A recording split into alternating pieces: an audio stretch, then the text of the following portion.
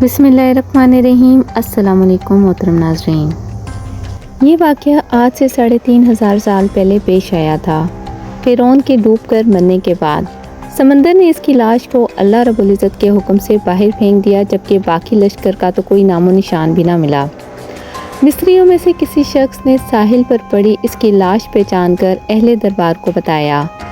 فرعون کی لاش کو محل پہنچایا گیا۔ درباریوں نے مسالے لگا کر اسے پوری شان اور احترام سے تابوت میں رکھ کر محفوظ کر دیا۔ حنوط کرنے کے عمل کے دوران ان سے ایک غلطی ہو گئی تھی۔ فرعون کیونکہ سمندر میں ڈوب کر مرا تھا اور مرنے کے بعد کچھ عرصہ تک پانی میں رہنے کی وجہ سے اس کے جسم پر سمندری نمکیات کی ایک تہہ جمی رہ گئی تھی۔ مصریوں نے اس کی لاش پر نمکیات کی وہ تہہ اسی طرح رہنے دی اور اسے اسی طرح حنوط کر دیا گیا۔ وقت گزرتا رہا، زمین و آسمان نے بہت سے انقلاب دیکھے جن کی گرد کے نیچے سب کچھ چھپ گیا، حتیٰ کہ فرعونوں کی حنوط شدہ لاشیں بھی زمین کی تہوں میں چھپ گئیں۔ ان کے نام صرف کتابوں، ان کی تعمیرات اور لوگوں کے ذہنوں میں رہ گئے۔ اس واقعے کے 2000 سال بعد اس دنیا میں اللہ رب العزت کے آخری نبی حضرت محمد صلی اللہ علیہ وآلہ وسلم تشریف لائے۔ ان پر نازل ہونے والی آخری کتاب میں فرعونوں کے قصے بڑی تفصیل کے ساتھ بیان کیے گئے تھے، اور اسی سلسلے میں اس فرعون کا جسم محفوظ کرنے کی بابت آیات بھی نازل ہوئی تھیں، جس کی سچائی پر سب اہل ایمان کا یقین پختہ تھا، لیکن وہ سمجھنے سے قاصر تھے کہ اس خدائی کا دعویٰ کرنے والے کی لاش کہاں محفوظ کی گئی اور کیسے اس عبرت کا نشان بنایا جائے گا۔ 1871 میں مصر کے ایک شہر الغونیہ سے تعلق رکھنے والے غریب اور معمولی چور احمد عبدالرسول کو فرعونوں کی حنوط شدہ لاشوں کی طرف جانے والے خفیہ راستے تک رسائی مل گئی۔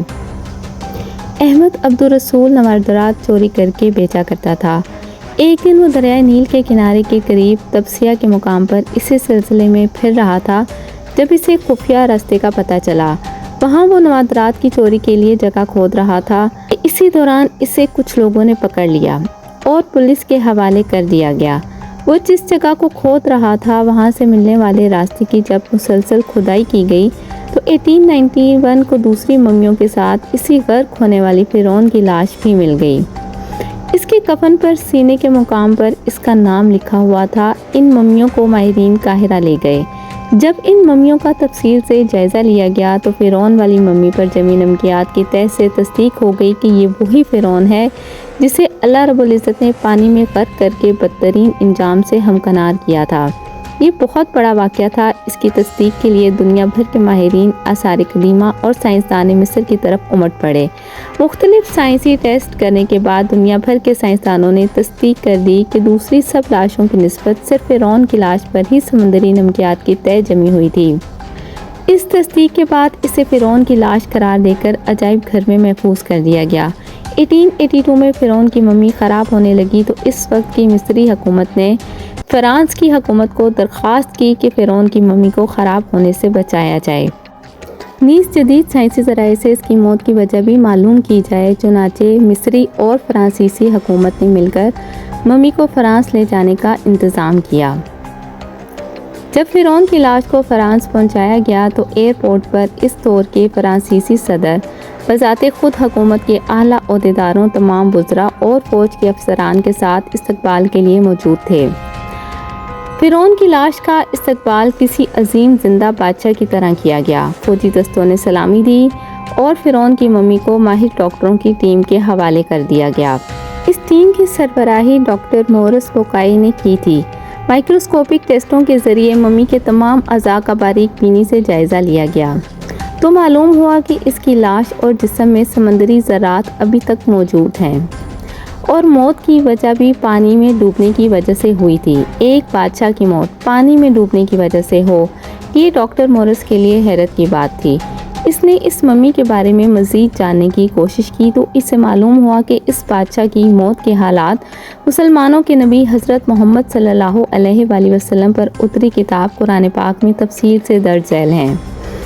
اسے علم تھا کہ جہاں سے یہ لاش ملی ہے وہ ایک اسلامی ملک ہے۔ چنانچہ تجسس کے ہاتھوں مجبور ہو کر وہ مصر پہنچا۔ وہ ایک سائنسدان تھا۔ اس نے اس معاملے میں مصر کے ہی ایک سائنسدان سے ملاقات کی۔ اس سائنسدان نے قرآن پاک کھول کر اسے سورۃ یونس کی آیات 90 تا 92 کا ترجمہ لفظ بہ لفظ سنایا۔ فرعون کا خدائی کا دعویٰ، اس کا پانی میں ڈوب کر مرنا اور پھر پانی سے نکال کر اس کی لاش کا ہنوط ہو جانا اور پھر دوبارہ لاش کا ملنا اور پھر اس کی لاش کو جدید سائنسی دور میں دوبارہ محفوظ کیا جانا، سب کا اشارہ ایک جانب تھا اور وہ بہت واضح تھا: تجھے بعد میں آنے والوں کے لیے عبرت کا نشان بنا دوں گا۔ فرعون کی لاش ایسے محفوظ کر کے دنیا کے سامنے لا کر رکھ دی گئی۔ انٹرنیٹ کی ایک کلک پر رسائل و جرائد، ٹی وی چینلز پر اور عجائب گھر میں اربوں انسانوں کی آنکھوں کے سامنے کری اور پچکی گال قابل ترس حالت میں موجود ہے، عبرت کے لیے، سوچنے کے لیے کہ عبادت کے لائق اور ہمیشہ رہنے والا وہی ہے جو سب کا خالق اور رازق ہے۔ ڈاکٹر مورس نے آیات کا ترجمہ سنا تو اسی وقت پکار اٹھا کہ قرآن پاک سچا ہے، کلمہ پڑھا اور مسلمان ہو گیا۔ کروڑوں درود و سلام ہو حضرت محمد صلی اللہ علیہ وآلہ وسلم پہ، اہل بیت امہات المومنین اور تمام صحابہ کرام رضی اللہ تعالیٰ عنہ پہ۔ اگر آپ کو میری ویڈیو پسند آئی ہو تو میری ویڈیو کو لائک کریں، میرے چینل کو سبسکرائب کریں اور اس کو آگے سے آگے مزید شیئر کریں۔ ملتے ہیں نیکسٹ ویڈیو میں، تب تک کے لیے اللہ حافظ، جزاک اللہ خیرہ۔